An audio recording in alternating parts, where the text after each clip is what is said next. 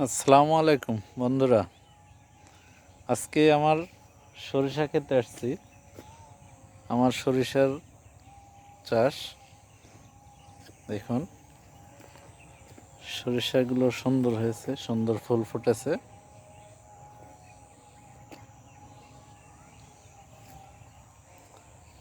আমার সরিষার জমিতে 3টা খেজুরের গাছও রয়েছে।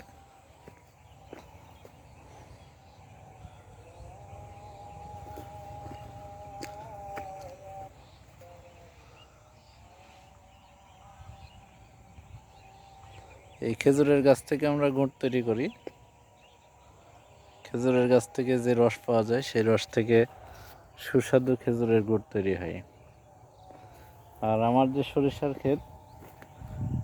ক্ষেত থেকে যে সরিষা উঠবে, সেই সরিষা থেকে সরিষার তেল তৈরি করে দেশের বিভিন্ন জেলায় সরবরাহ করা হবে।